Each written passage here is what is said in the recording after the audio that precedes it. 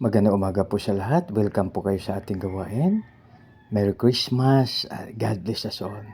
Dito na po tayo sa mga awit 29:9.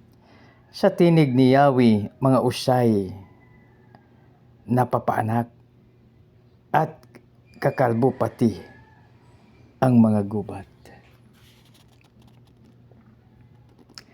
Lahat na nasa templo'y sumisigaw, ang Diyos ay purihin. Purihin na po ang Diyos sa pagbasa ng kanyang salita. Tayo manalangin. Panginoon, maraming salamat sa iyong pagbantay sa aming kagabi na ikaw ay hindi naidlip at hindi natutulog. Maraming salamat po, Panginoon, sa pangalan ni Jesus na aming Panginoon tagapagligtas. Lahat po ay magsabi ng Amen. So dito mga kaibigan, kahit saan pwede tayo magpuri sa ating Panginoon.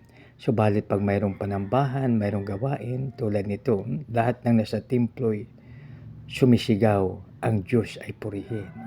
So, yan mga kapatid, no? So, pag tayo ay tinatawag na congregational worship, no? Ibig sabihin sa mga tayo sa mga simbahan, tayo ay nagpupuri sa ating Panginoon. Subalit kahit saan tayo ay pwede naman, no? Pero siyempre, i-control natin yung ating boses, no? So, halimbawa sa isip natin, pwede tayo magpuri sa ating Panginoon. Pwede naman na modulate voice ang ating gagamitin, no? Ang mahalaga mga kaibigan na tayo magpuri sa ating Panginoon. Sa ating paggising sa umaga, pwede nating purihin siya, pasalamatan at saka sambahin sa magitan ng maawit mga kaibigan. Kaya mga kaibigan, huwag na po tayo magkaroon ng stress life, kundi magkaroon tayo ng stress-free life dahil ang ating Panginoon ay nagbibigay sa atin kung ano man ang ating pangailangan.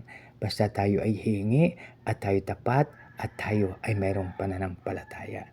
Kaya mga kaibigan, tayo ay maging magalak tayo palagi. Magalak tayong lagi sa Panginoon. Aking babasahin sa muli.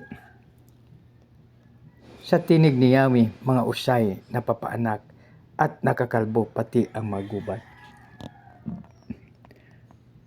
Lahat ng nasa templo'y sisigaw, ang Diyos ay purihin. Mga kapatid, tayo manalangin. Panginoon, maraming salamat sa iyong salita, O Lord. Tulungan mo po kami na kami ay pupuri sa iyo araw-araw, pagising namin sa umaga, at kung ano man ang aming mga accomplishment, O Lord, anong pagpapala na aming natanggap, purihin ka dahil sa iyo lamang ang kapurihan at kalwalhatian. Sa aming dakilang Ama, ang Diyos na Abam, Isak at Jacob, dinadahin po namin ito sa matamis na pangalan ng iyong anak na si Jesus na aming Panginoon tagapagligtas. Lahat po'y magsabi ng Amen. God bless us all. Merry Christmas po sa lahat.